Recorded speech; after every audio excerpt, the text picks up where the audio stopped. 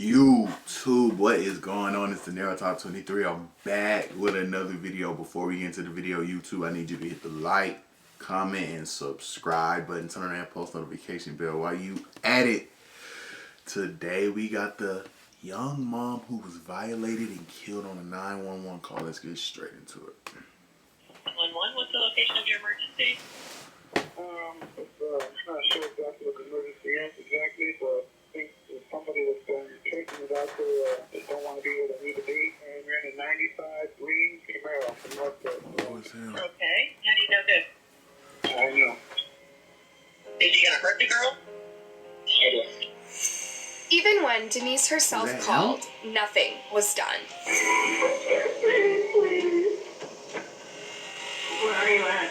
Can you tell if you're on I-75? I don't know where your phone is. I'm sorry. I couldn't be no We grow up operator knowing call. that if something terrible happens to us, we can always call emergency services. They're there to help. Sadly, in Denise Amber Lee's case, 911 did nothing to help. Even after 4 calls pointed in her direction. When the police tracked Michael Lee King, it was too late. This is the full story of Denise Amber Lee and her tragic death. Today's story begins with a young family of 4.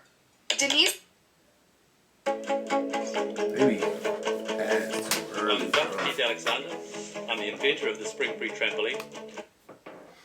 Denise Amber Lee was born on August 6, 1986, in Inglewood, Florida, the daughter of Sue and Rick, a retired detective. Denise was set on being an independent adult from a very young age, and perhaps that wouldn't have happened if she hadn't met the love of her life so early. Denise and Nate Lee met in high school. Nate was a cool kid hanging out in the back of the school, and Denise was a quiet, dutiful student. But it was Denise who asked Nate out during senior year. One of the main things about Denise was she was pretty quiet. She just wasn't a very outgoing person. She actually talked to me first, and I always thought that was the most ironic thing ever because, you know, as quiet as she was, and people find out that she's the one that approached me. Confusingly enough, Valentine's Day was just 3 days after their first date. It was kind of awkward because, you know, we had just met, and, you know, Valentine's Day was already there, and we both didn't know what we should do. We were falling in love. I ended up getting her just a little, probably $40 ring with a heart on it. Denise never took that ring off again, and it would become a huge clue after her tragic fate. A year and a half later, the two got married. It was meant to be for both of them. They were happy together, and they were both eager to start a family. Within 2 years, Denise and Nate had 2 sons, Noel and Adam. But this brought a certain degree of financial hardship for the couple. Denise was a stay-at-home mom, and Nate had 3 jobs to support the family. We were going through what most people would say some tough times. You know, we had 2 little kids, and we were young. Money wasn't necessarily on our side. It didn't faze us. We knew we were going to be fine, and we knew we were, you know, going to grow old together. However, it was precisely this financial hardship that pressed the couple to rent a house out in a dangerous area, a bedroom community in Northport, Florida. It was mostly a group of newly constructed but abandoned houses after an economic crisis in the early 2000s. As soon as myself and our mother saw it, we went, we're not real happy about this house out here. But the rent was cheap, and the house was big, and the couple was happy. So Denise's dad, Rick, had to accept the situation. Sadly, this neighborhood would seal Denise's fate in the worst way imaginable.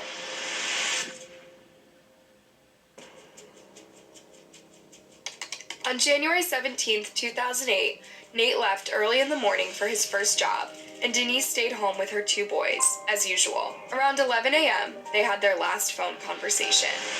We were just talking about, you know, what we normally talk about, and I remember asking her that morning to make sure you open the windows so we don't, you know, turn the air off, save some money, and she said she already had.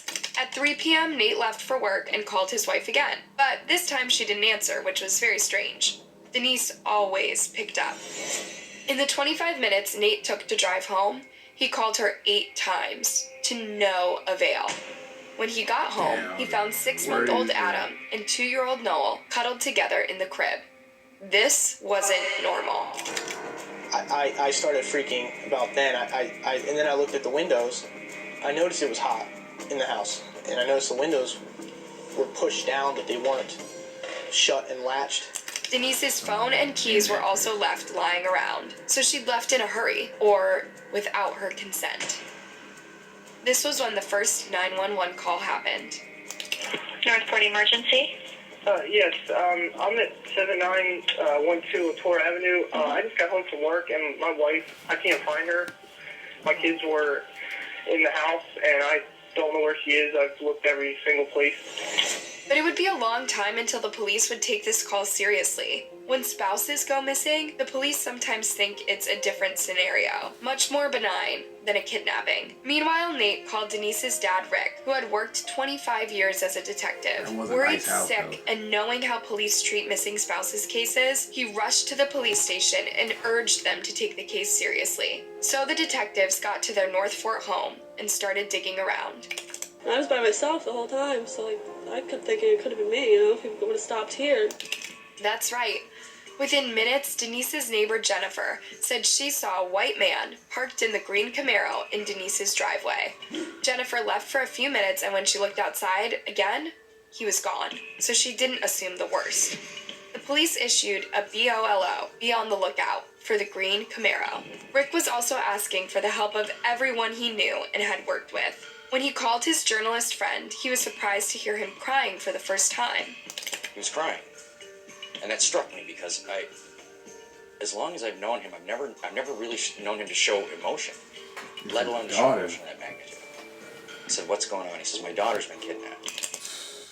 Imagine how The that thing I feels, love most bro. about Five Tran Your is that daughter I don't is have to think kidnapped. about it a lot. It don't make no type of sense. Bro.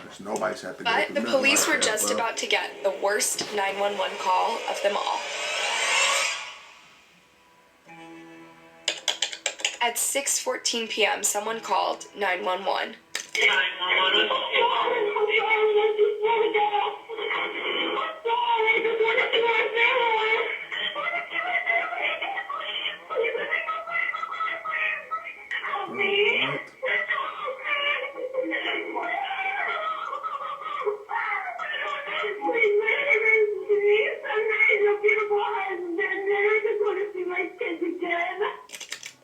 The call is truly hard to listen to, but Denise was very smart.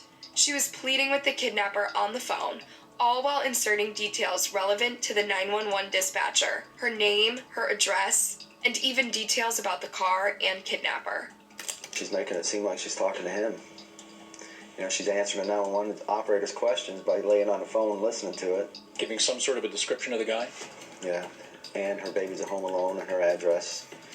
But she's giving the exact address to the 911 operator, but she's making it sound like she's talking to him. Smart, dude. I mean, she was really smart. He never knew it until like 7 minutes into the call, and he finally figured his phone wasn't there. And Yeah, Denise was talking on the kidnapper's phone that she'd snatched from him while he was driving. But eventually he figured it out, took back his phone, and interrupted the call. Both Nate and Rick were called to the police station to identify Denise's voice in the call and confirm it was her. Imagine hearing your loved one screaming and begging for help and knowing you can't do anything about it. But Nate was sure this is all the police needed to track her down. I was 100% sure that they were going to get her. You know, cell phone, they can track her, they can figure this out. But the kidnapper Sure had a have. burner phone. The police couldn't track its GPS. They could see where it pinged. However, they could identify who the burner phone belonged to. Mike Lee King. The police asked Denise's family if they knew this person, but no one had ever heard of him. Why did he target Denise? What were his awful plans? What was he trying to do? Shortly after Denise's harrowing 911 call, yet another came in. This time it was Mike King's own family calling. His cousin's daughter, Sabrina Muxlow. And the girl came out of got out of the car, and my dad's cousin went and put her back in the car when she got out. Okay, where's your dad's house? It's in Northport. King had stopped at his cousin's house with Denise, tied her inside his car. He borrowed a shovel and a gas tank. Sheesh. Less than 10 minutes after this call, 911 received another call from a witness driving past King's car. I'm on 41 going south. And I was at a stoplight, and a man pulled up next to me, and there was a child screaming in the car. Not a happy vehicle was he in? It's a blue Camaro.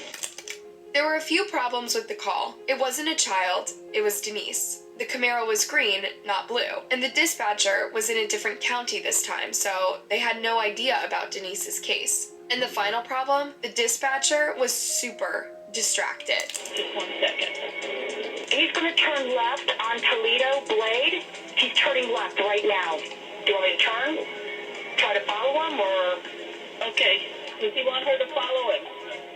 It was a matter of seconds, but Jane, the witness, lost him. Then at 6:50 p.m., another 911 call came in. 911, what's the location of your emergency? I'm not sure exactly what the emergency is exactly, but I think there's somebody that's taking it out there that don't want to be where they need to be, and we're in a 95 green Camaro from Northport. Okay, how do you know this? I know. Is he gonna hurt the girl? I do. 4 911 calls were received within an hour. Yet all the helicopters, police cars, and officers looking for Denise failed that night. When the police finally tracked Mike King's home address and went over, they realized they were too late. There was duct tape inside the house, but no people. Meanwhile, the police tracked the last caller. It was Harold Muxlow, Mike King's cousin. So the police paid Harold a visit. Lawnmower broke down and stuck in a ditch. Needs gas and a shovel. Harold initially thought that it was yet another one of Mike's crazy relationships. Hours later, he had a change of heart and called 911. At 9:16 p.m., an officer pulled over the green Camaro. Mike King was behind the wheel, alone. He was soaking wet, his phone had its battery removed, and in his trunk was a muddy shovel. He was immediately arrested. Inside the interrogation room, the police let Harold visit and recorded Mike's bogus account.